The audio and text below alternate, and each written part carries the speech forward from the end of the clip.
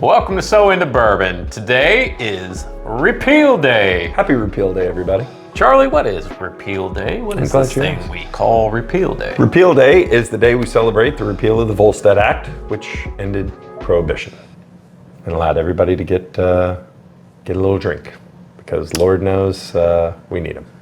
Yeah, so for those who don't know, back in 20-something-ish, look it up, Google it. They outlawed alcohol federally in the United States unless it was for medicinal purposes, which certain distillers were able to continue to produce. Yeah, very few.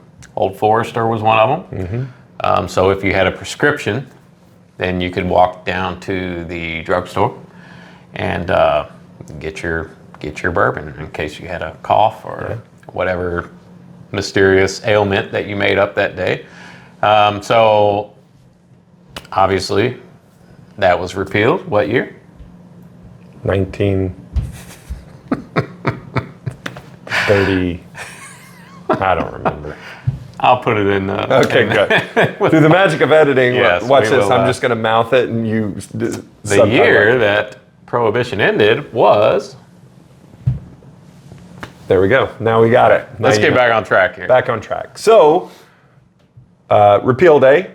Recently, we went to Starlight Distillery, which we have done a couple of videos on. It's our kind of home distillery, one of our favorites, located in beautiful Starlight, Indiana. And they always do a big Repeal Day celebration and release. So Glenn and I went to a kind of a sneak peek on Friday night, and then they had their big release on Saturday. Yes, so, and as Charlie mentioned, Starlight's kind of our home distillery. I know we may come across as Starlight fanboys because we are. We are. And I promise after tonight's episode, we'll lay off Starlight for just a little while. Maybe. But they put out a lot of good stuff. A lot of, I don't want to say experimental, but just adventurous. I think experimental is they put out things. The coolest thing about Starlight to me, and then we'll talk about what we're going to drink tonight, is they are beholden to no one. They are local, family owned and operated. If they want to do a cool mash bill, they'll do it. If they want to age something or finish something in a cool barrel, they'll do it. If something's great, they'll release it. If something stinks, they'll dump it.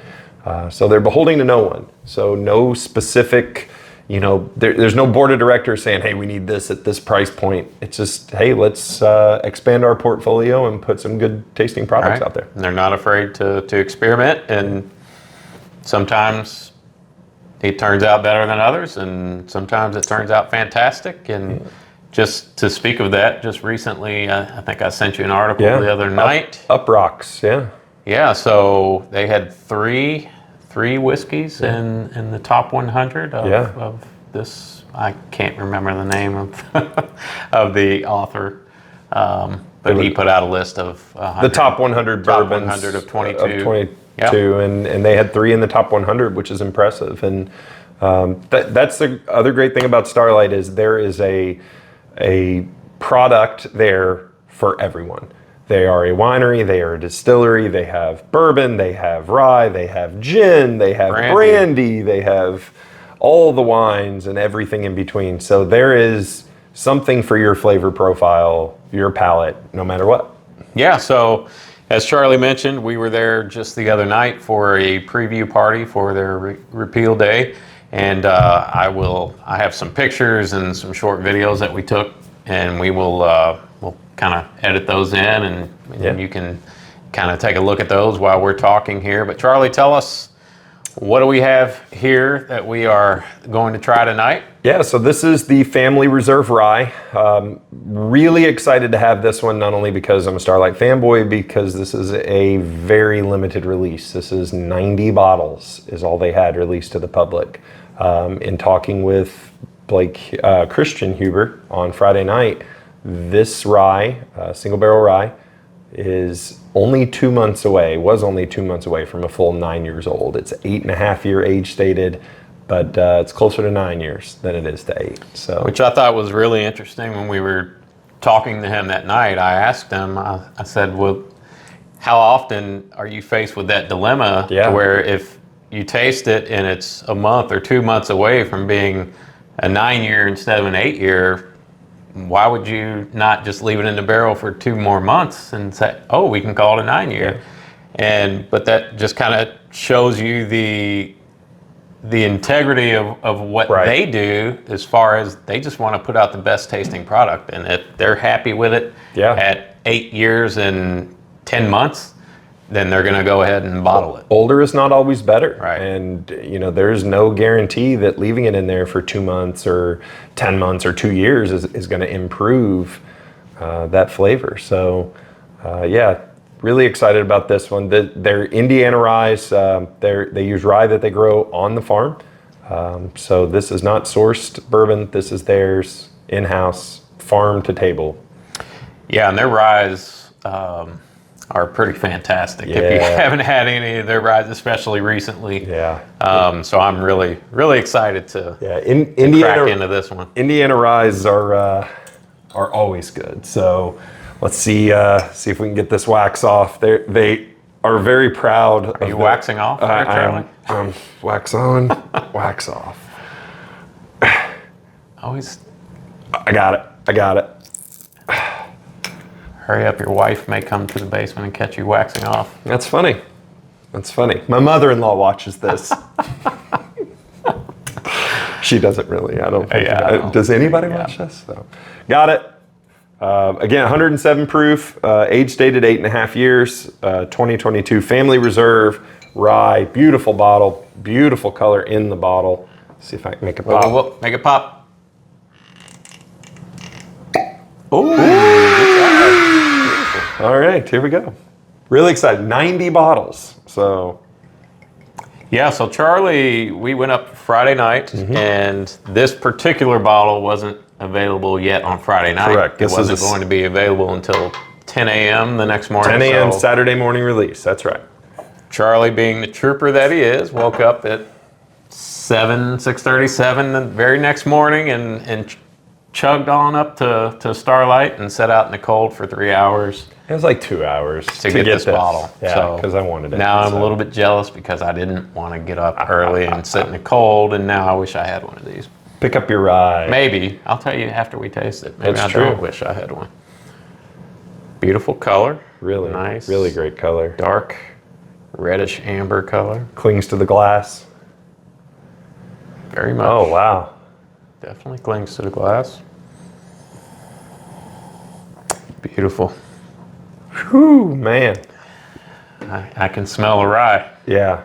So, no ethanol to me. Nope. I get that kind of rye spice, and I get like a spearmint or a minty.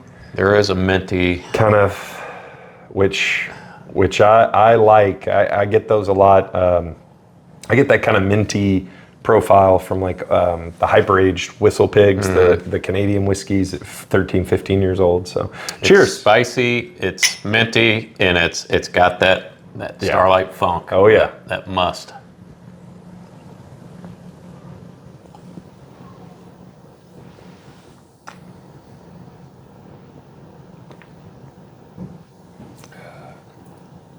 Wow. I'll go first. It's a great bottle of rye. A lot sweeter than I thought it would be. Spicy on the front end. That kind of rye spice kind of hits you right up front, and then it really mellows out, and it's really kind of like deceptively sweet. I get a lot of sweetness. I get the sweetness. That's not my. To me, that's not the overriding. No, I get a bit of sweetness, definite spice up front. Finishes a little spicy on the back end as well. Not hot. Yeah. It's very mellow. Yeah, very mellow. Very mellow. I'm gonna have to take another sip. Yeah. It's the second drink. So on the second sip, I get the sweetness To me, when you say sweet, usually the sweetness that I pick up is the chocolate, the caramel corn, vanilla. That's more of a, to me, a fruity sweetness. Yeah. Yeah, and it, the second and third drink, it really kind of opens up. You kind of get that palate going, and I don't get quite as much rye spice on it. And I get some of that more complexity. I get a little oakiness to it too, which some oak there. You should on a almost 9-year-old bottle of whiskey.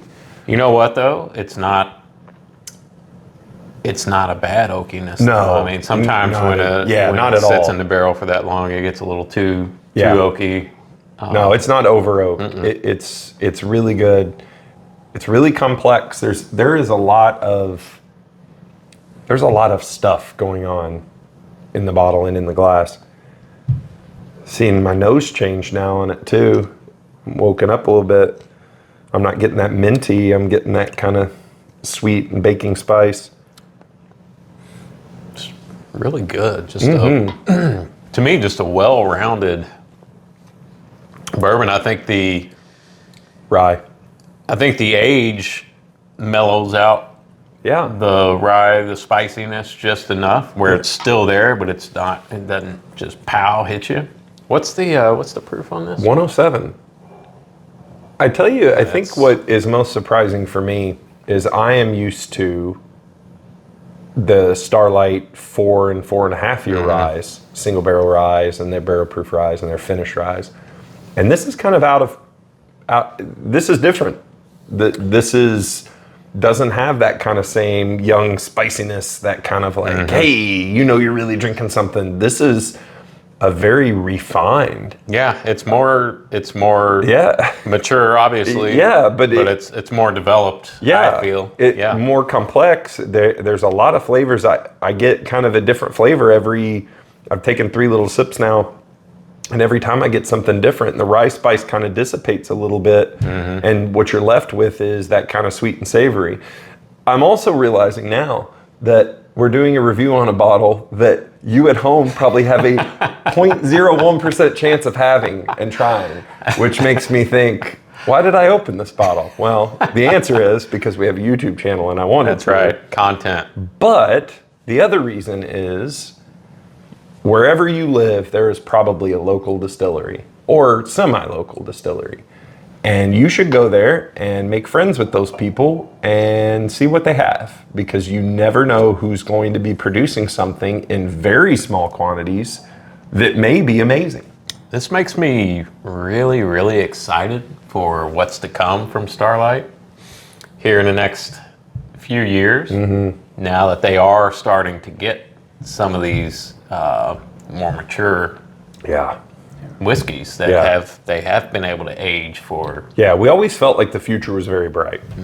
But now, after finally getting to taste some, they did do some releases of some single barrels, some family picks that were 6.5 years old, that are very good. But yeah, to your point, that to get some 7 and 8 year old and even 9-year-old stuff, really, really looking forward. Yeah, I'm excited.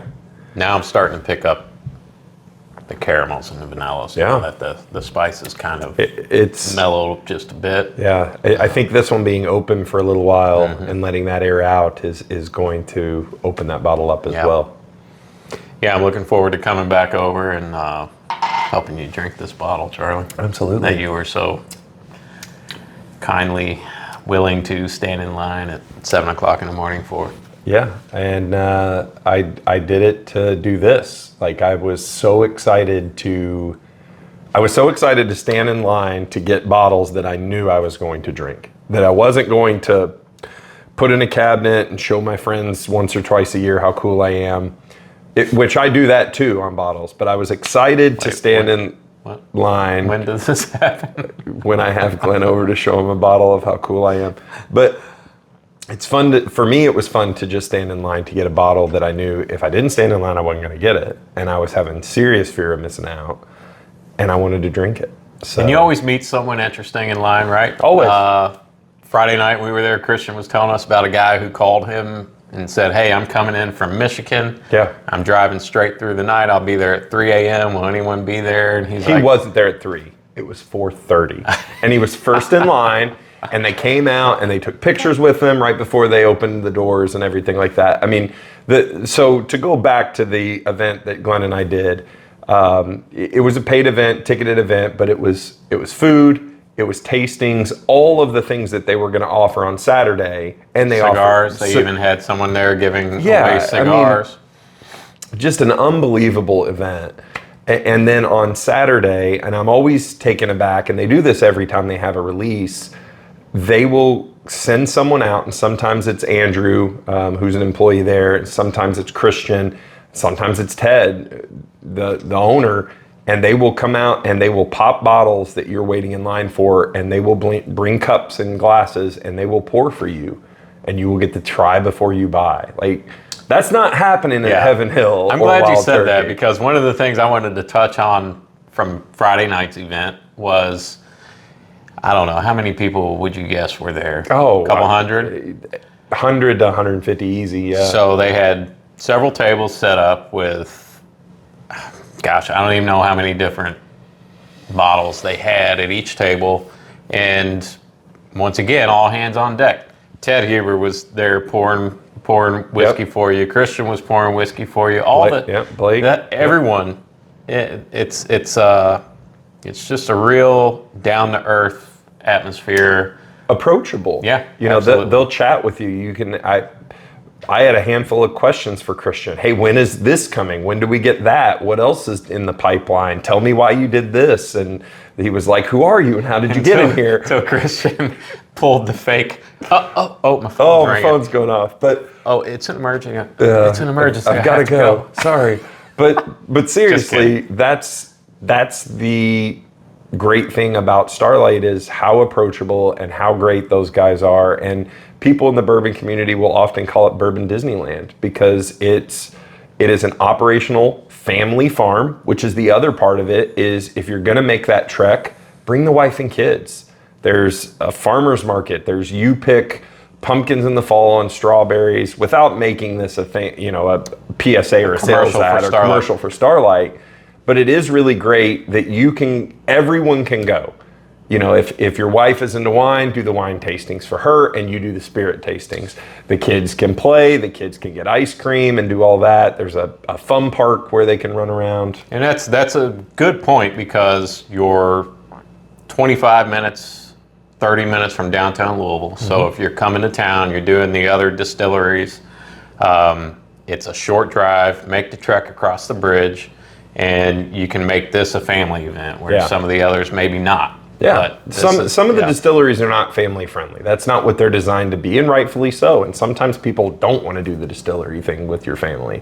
But my kids, we love going up there. We'll go up on a Saturday afternoon when the weather's nice and get a pizza and let the kids run around, and I get to drink, which is always fun.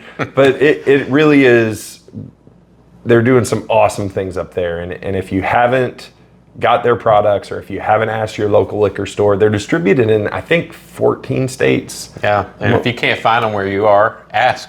Yeah. That's the way to get it done. That's how to get it in your local store. All right, so let's end this infomercial for Starlight. Like we always do, we're going to ask you to please hit the like button, subscribe. Follow us on Instagram. Instagram, So Into Bourbon. What else? Facebook. We have a Facebook group. If you want to join the Facebook group, get on Facebook. Just search So Into Bourbon, and you'll find us. And we put a little extra content on there. We're going to do some things, a few extra things here in the future. We may have the podcast up on the the podcast. And just some exciting things that we might have coming up. Maybe some merch. Swag. Shirts, hats, belt buckles. Yeah. Custom cowboy boots. No. Oh. Chaps. Yes. So anyway, let's just end this right here, Charlie. Unless you have something else to say. I have nothing else to say. No. Thank you for watching, as always, and we'll see you on the next episode. Peace out. That's a hell of a bottle. That is good. Go for it.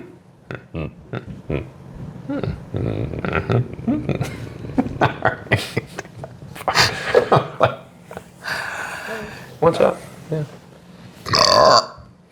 Had to get that out before we started. Pull it that way. I I get notes of just like my wife. turkey wrap. Are we going to call this our Repeal Day episode? Happy Repeal Day. Repeal We Day, could just lie and say it's December 5th. Yeah, we could. Happy Repeal Day. Okay.